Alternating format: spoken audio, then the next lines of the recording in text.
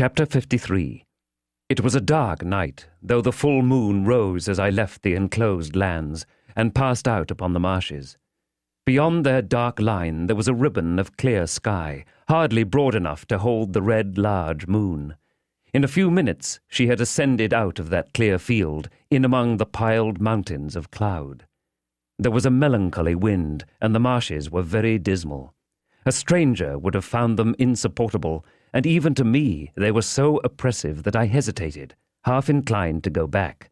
But I knew them well, and could have found my way on a far darker night, and had no excuse for returning, being there. So, having come there against my inclination, I went on against it. The direction that I took was not that in which my old home lay, nor that in which we had pursued the convicts.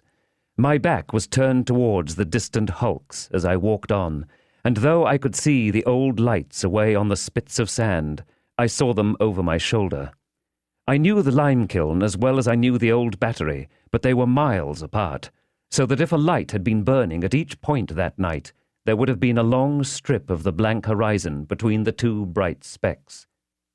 At first I had to shut some gates after me, and now and then to stand still while the cattle that were lying in the banked-up pathway arose and blundered down among the grass and reeds. But after a little while I seemed to have the whole flats to myself. It was another half-hour before I drew near to the kiln. The lime was burning with a sluggish, stifling smell, but the fires were made up and left, and no workmen were visible. Hard by was a small stone quarry. It lay directly in my way, and had been worked that day, as I saw by the tools and barrows that were lying about. Coming up again to the marsh level out of this excavation, for the rude path lay through it, I saw a light in the old sluice house. I quickened my pace and knocked at the door with my hand.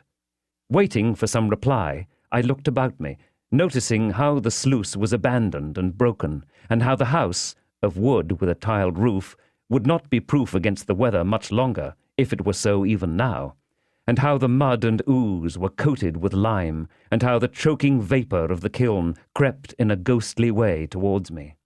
Still there was no answer, and I knocked again.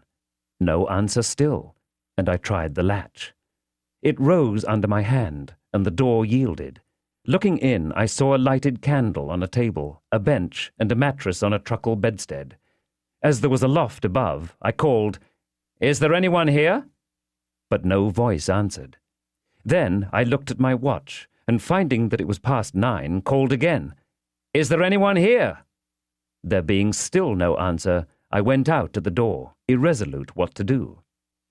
It was beginning to rain fast. Seeing nothing save what I had seen already, I turned back into the house, and stood just within the shelter of the doorway, looking out into the night.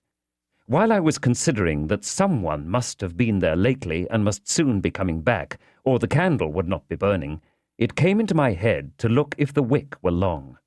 I turned round to do so, and had taken up the candle in my hand, when it was extinguished by some violent shock, and the next thing I comprehended was that I had been caught in a strong running noose thrown over my head from behind. "Now," said a suppressed voice with an oath, "I've got you." "What is this?" I cried, struggling. "Who is it? Help! Help! Help!" Not only were my arms pulled close to my sides, but the pressure on my bad arm caused me exquisite pain. Sometimes a strong man's hand, sometimes a strong man's breast, was set against my mouth to deaden my cries, and with a hot breath always close to me, I struggled ineffectually in the dark, while I was fastened tight to the wall. "And now," said the suppressed voice with another oath, "call out again, and I'll make short work of you." Faint and sick with the pain of my injured arm, bewildered by the surprise, and yet conscious how easily this threat could be put in execution, I desisted, and tried to ease my arm, were it ever so little. But it was bound too tight for that. I felt as if, having been burnt before, it were now being boiled. The sudden exclusion of the night, and the substitution of black darkness in its place, warned me that the man had closed a shutter. After groping about for a little, he found the flint and steel he wanted, and began to strike a light. I strained my sight upon the sparks that fell among the tinder, and upon which he breathed and breathed, match in hand, but I could only see his lips and the blue point of the match, even those but fitfully. The tinder was damp, no wonder there, and one after another the sparks died out. The man was in no hurry, and struck again with the flint and steel. As the sparks fell thick and bright about him, I could see his hands and touches of his face, and could make out that he was seated and bending over the table, but nothing more. Presently I saw his blue lips again, breathing on the tinder, and then a flare of light flashed up and showed me Orlick. Whom I had looked for, I don't know. I had not looked for him. Seeing him, I felt that I was in a dangerous strait indeed, and I kept my eyes upon him. He lighted the candle from the flaring match with great deliberation, and dropped the match and trod it out. Then he put the candle away from him on the table so that he could see me, and sat with his arms folded on the table and looked at me. I made out that I was fastened to a stout perpendicular ladder a few inches from the wall, a fixture there, the means of ascent to the loft above. "Now," said he, when we had surveyed one another for some time, "I've got you." "Unbind me! Let me go!" "Ah," he returned, "I'll let you go. I'll let you go to the moon. I'll let you go to the stars. All in good time." "Why have you lured me here?" "Don't you know?" said he, with a deadly look. "Why have you set upon me in the dark?" "Because I mean to do it all myself. One keeps a secret better than two. Oh, you enemy, you enemy." His enjoyment of the spectacle I furnished, as he sat with his arms folded on the table, shaking his head at me and hugging himself, had a malignity in it that made me tremble. As I watched him in silence, he put his hand into the corner at his side and took up a gun with a brass-bound stock. "Do you know this?" said he, making as if he would take aim at me. "Do you know where you saw it afore? Speak, wolf." "Yes," I answered. "You cost me that place. You did. Speak." "What else could I do?" "You did that, and that would be enough without more. How dared you to come betwixt me and a young woman I liked?" "When did I?" "When didn't you? It was you as always give old Orlick a bad name to her." "You gave it to yourself. You gained it for yourself. I could have done you no harm if you had done yourself none." "You're a liar, and you'll take any pains and spend any money to drive me out of this country, will you?" said he, repeating my words to Biddy in the last interview I had with her. "Now, I'll tell you a piece of information. It was never so well worth your while to get me out of this country as it is tonight. Ah, if it was all your money 20 times told to the last brass farden." As he shook his heavy hand at me, with his mouth snarling like a tiger's, I felt that it was true. "What are you going to do to me?" "I'm a-going," said he, bringing his fist down upon the table with a heavy blow and rising as the blow fell to give it greater force. "I'm a-going to have your life." He leaned forward, staring at me, slowly unclenched his hand and drew it across his mouth, as if his mouth watered for me, and sat down again. "You was always in old Orlick's way since ever you was a child. You goes out of his way this present night. He'll have no more on you. You're dead." I felt that I had come to the brink of my grave. For a moment I looked wildly round my trap for any chance of escape, but there was none. "More than that," said he, folding his arms on the table again, "I won't have a rag of you. I won't have a bone of you left on earth. I'll put your body in the kiln. I'd carry 2 such to it on my shoulders, and let people suppose what they may of you. They shall never know nothing. My mind, with inconceivable rapidity, followed out all the consequences of such a death. Estella's father would believe I had deserted him, would be taken, would die accusing me.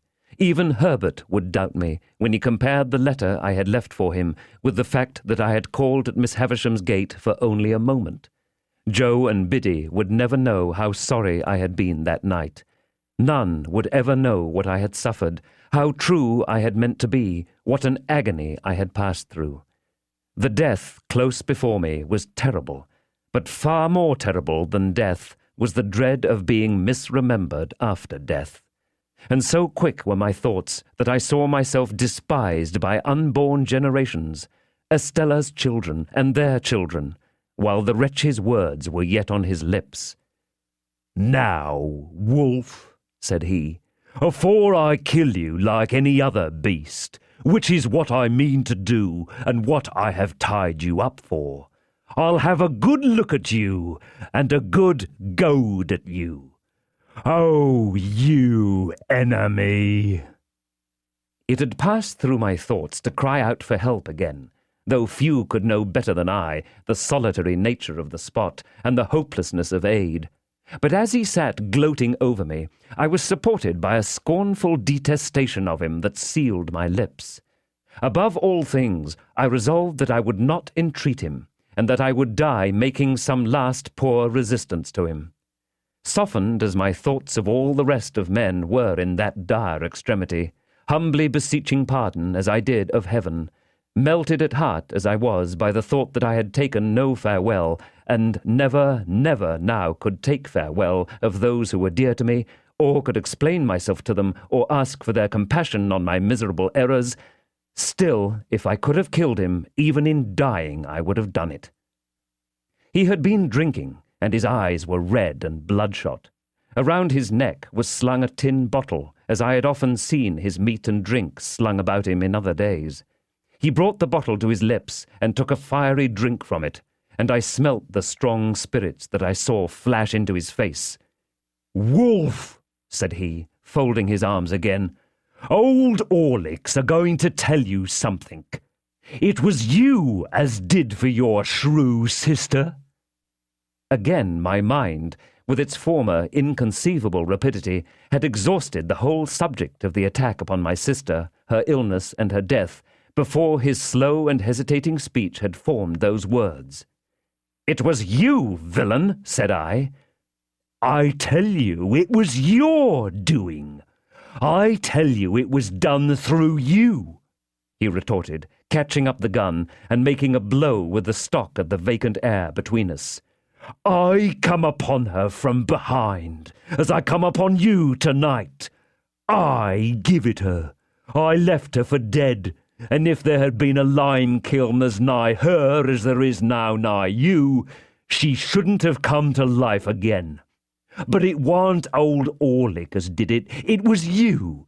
You was favoured, and he was bullied and beat.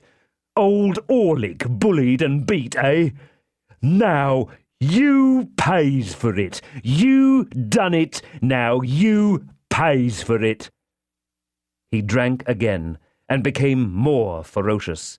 I saw by his tilting of the bottle that there was no great quantity left in it. I distinctly understood that he was working himself up with its contents to make an end of me. I knew that every drop it held was a drop of my life.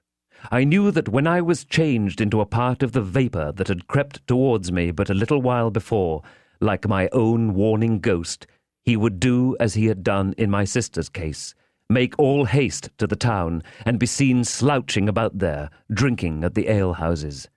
My rapid mind pursued him to the town, made a picture of the street with him in it, and contrasted its lights and life with the lonely marsh and the white vapour creeping over it, into which I should have dissolved.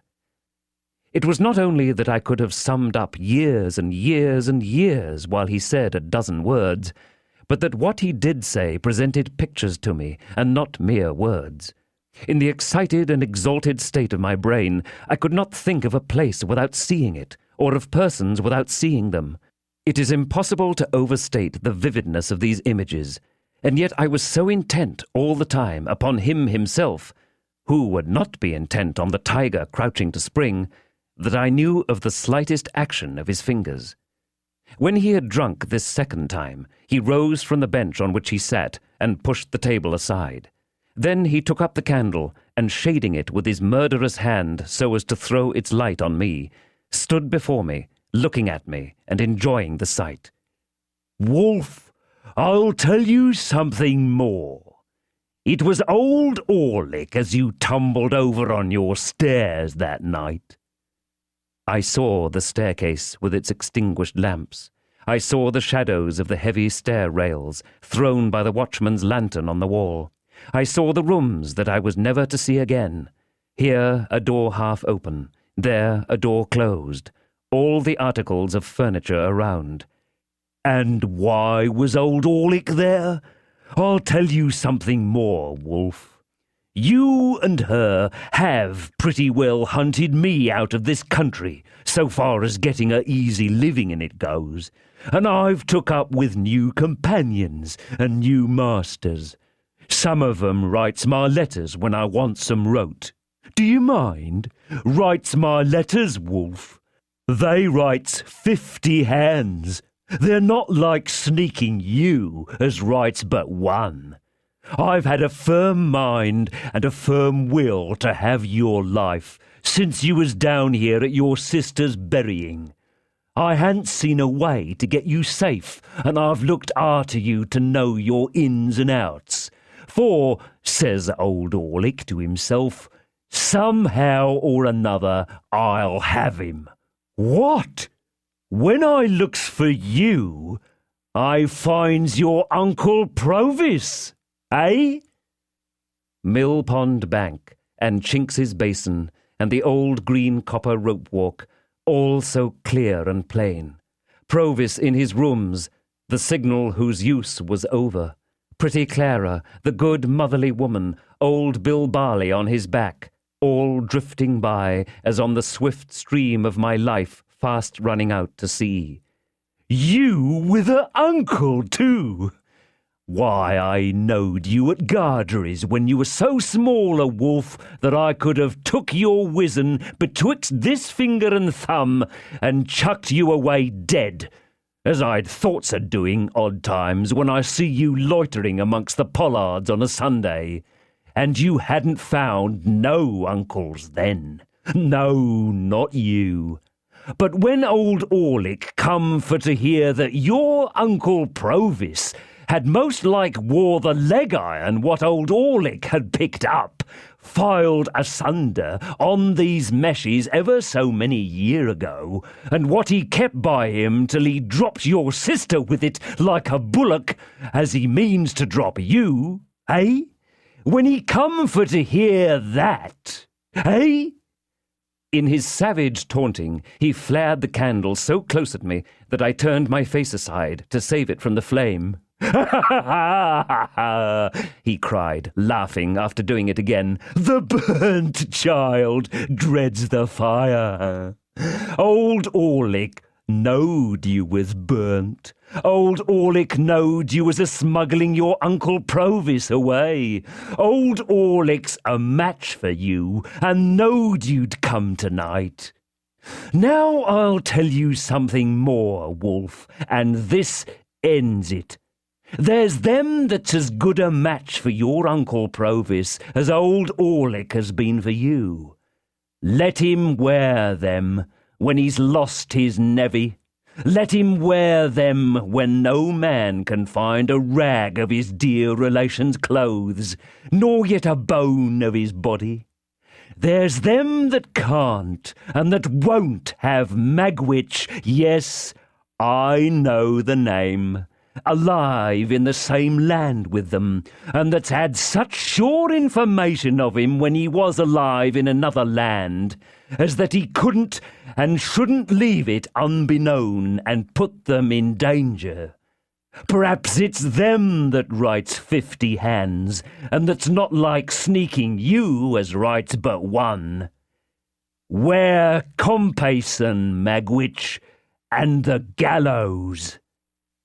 He flared the candle at me again, smoking my face and hair, and for an instant blinding me, and turned his powerful back as he replaced the light on the table. I had thought a prayer, and had been with Joe and Biddy and Herbert before he turned towards me again. There was a clear space of a few feet between the table and the opposite wall. Within this space he now slouched backwards and forwards.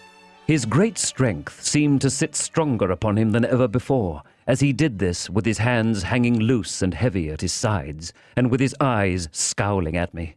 I had no grain of hope left. Wild as my inward hurry was, and wonderful the force of the pictures that rushed by me instead of thoughts, I could yet clearly understand that unless he had resolved that I was within a few moments of surely perishing out of all human knowledge, he would never have told me what he had told. Of a sudden he stopped, took the cork out of his bottle, and tossed it away. Light as it was, I heard it fall like a plummet. He swallowed slowly, tilting up the bottle by little and little, and now he looked at me no more. The last few drops of liquor he poured into the palm of his hand and licked up. Then, with a sudden hurry of violence and swearing horribly, he threw the bottle from him and stooped, and I saw in his hand a stone hammer with a long, heavy handle.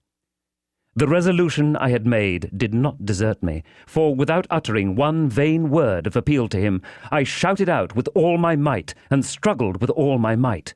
It was only my head and my legs that I could move, but to that extent I struggled with all the force, until then unknown, that was within me.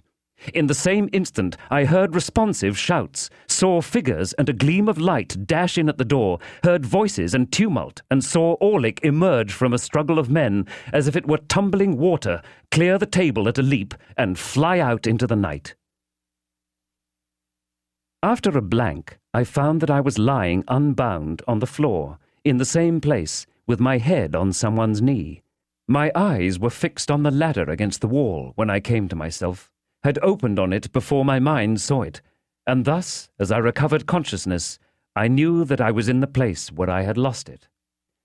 Too indifferent at first even to look round and ascertain who supported me, I was lying looking at the ladder when there came between me and it a face, the face of Trabb's boy. "I think he's all right," said Trabb's boy in a sober voice, "but ain't he just pale, though?" At these words, the face of him who supported me looked over into mine, and I saw my supporter to be Herbert! Great heaven! "Softly," said Herbert. "Gently handle. Don't be too eager." "And our old comrade Startop," I cried, as he too bent over me. "Remember what he is going to assist us in," said Herbert, "and be calm." The illusion made me spring up, though I dropped again from the pain in my arm. "The time has not gone by, Herbert, has it? What night is tonight? How long have I been here?" For I had a strange and strong misgiving that I had been lying there a long time, a day and a night, 2 days and nights more. "The time has not gone by. It is still Monday night." "Thank God! And you have all tomorrow, Tuesday, to rest in," said Herbert. "But you can't help groaning, my dear Handel. What hurt have you got? Can you stand?" Yes, said I. "I can walk. I have no hurt but in this throbbing arm." They laid it bare and did what they could. It was violently swollen and inflamed, and I could scarcely endure to have it touched. But they tore up their handkerchiefs to make fresh bandages, and carefully replaced it in the sling until we could get to the town and obtain some cooling lotion to put upon it. In a little while we had shut the door of the dark and empty sluice-house, and were passing through the quarry on our way back. Trabb's boy, Trabb's overgrown young man now, went before us with a lantern, which was the light I had seen come in at the door. But the moon was a good 2 hours higher than when I had last seen the sky, and the night, though rainy, was much lighter. The white vapour of the kiln was passing from us as we went by, and, as I had thought a prayer before, I thought a thanksgiving now. Entreating Herbert to tell me how he had come to my rescue, which at first he had flatly refused to do, but had insisted on my remaining quiet, I learnt that I had in my hurry dropped the letter open in our chambers, where he, coming home to bring with him Startop, whom he had met in the street on his way to me, found it very soon after I was gone. Its tone made him uneasy, and the more so because of the inconsistency between it and the hasty letter I had left for him. His uneasiness increasing instead of subsiding after a quarter of an hour's consideration, he set off for the coach office with Startop, who volunteered his company, to make inquiry when the next coach went down. Finding that the afternoon coach was gone, and finding that his uneasiness grew into positive alarm as obstacles came in his way, he resolved to follow in a post-chaise. So he and Startop arrived at the Blue Boar, fully expecting there to find me, or tidings of me, but finding neither, went on to Miss Havisham's, where they lost me. Hereupon they went back to the hotel, doubtless at about the time when I was hearing the popular local version of my own story, to refresh themselves and to get someone to guide them out upon the marshes. Among the loungers under the Boar's archway happened to be Trabb's boy, true to his ancient habit of happening to be everywhere where he had no business, and Trabb's boy had seen me passing from Miss Havisham's in the direction of my dining place. Thus Trabb's boy became their guide, and with him they went out to the sluice house, though by the town way to the marshes which I had avoided. Now, as they went along, Herbert reflected that I might, after all, have been brought there on some genuine and serviceable errand tending to Provis's safety, and bethinking himself that in that case interruption must be mischievous, left his guide and Startop on the edge of the quarry, and went on by himself, and stole round the house 2 or 3 times, endeavouring to ascertain whether all was right within. As he could hear nothing but indistinct sounds of one deep, rough voice, this was while my mind was so busy, he even at last began to doubt whether I was there, when suddenly I cried out loudly, and he answered the cries and rushed in, closely followed by the other 2. When I told Herbert what had passed within the house, he was for our immediately going before a magistrate in the town, late at night as it was, and getting out a warrant. But I had already considered that such a course, by detaining us there or binding us to come back, might be fatal to Provis. There was no gainsaying this difficulty, and we relinquished all thoughts of pursuing Orlick at that time. For the present, under the circumstances, we deemed it prudent to make rather light of the matter to Trabb's boy, who, I am convinced, would have been much affected by disappointment if he had known that his intervention saved me from the lime-kiln. Not that Trabb's boy was of a malignant nature, but that he had too much spare vivacity, and that it was in his constitution to want variety and excitement at anybody's expense. When we parted, I presented him with 2 guineas, which seemed to meet his views, and told him that I was sorry ever to have had an ill opinion of him, which made no impression on him at all. Wednesday being so close upon us, we determined to go back to London that night, 3 in the post-chaise, the rather as we should then be clear away before the night's adventure began to be talked of. Herbert got a large bottle of stuff for my arm, and by dint of having the stuff dropped over it all the night through, I was just able to bear its pain on the journey. It was daylight when we reached the Temple, and I went at once to bed, and lay in bed all day. My terror, as I lay there, of falling ill and being unfitted for tomorrow, was so besetting that I wonder it did not disable me of itself. It would have done so pretty surely in conjunction with the mental wear and tear I had suffered, but for the unnatural strain upon me that tomorrow was, so anxiously looked forward to, charged with such consequences, its results so impenetrably hidden, though so near. No precaution could have been more obvious than our refraining from communication with him that day. Yet this again increased my restlessness. I started at every footstep and every sound, believing that he was discovered and taken, and this was the messenger to tell me so. I persuaded myself that I knew he was taken, that there was something more upon my mind than a fear or a presentiment, that the fact had occurred, and I had a mysterious knowledge of it. As the day wore on and no ill news came, as the day closed in and darkness fell, my overshadowing dread of being disabled by illness before tomorrow morning altogether mastered me. My burning arm throbbed, and my burning head throbbed, and I fancied I was beginning to wander. I counted up to high numbers to make sure of myself, and repeated passages that I knew in prose and verse. It happened sometimes that in the mere escape of a fatigued mind, I dozed for some moments or forgot. Then I would say to myself with a start, "Now it has come, and I am turning delirious." They kept me very quiet all day, and kept my arm constantly dressed, and gave me cooling drinks. Whenever I fell asleep, I awoke with the notion I had had in the sluice house that a long time had elapsed, and the opportunity to save him was gone. About midnight I got out of bed and went to Herbert, with the conviction that I had been asleep for 24 hours, and that Wednesday was past. It was the last self-exhausting effort of my fretfulness, for after that I slept soundly. Wednesday morning was dawning when I looked out of window. The winking lights upon the bridges were already pale. The coming sun was like a marsh of fire on the horizon. The river, still dark and mysterious, was spanned by bridges that were turning coldly grey, with here and there at top a warm touch from the burning in the sky. As I looked along the clustered roofs, with church towers and spires shooting into the unusually clear air, the sun rose up, and a veil seemed to be drawn from the river, and millions of sparkles burst out upon its waters. From me, too, a veil seemed to be drawn, and I felt strong and well. Herbert lay asleep in his bed, and our old fellow student lay asleep on the sofa. I could not dress myself without help, but I made up the fire, which was still burning, and got some coffee ready for them.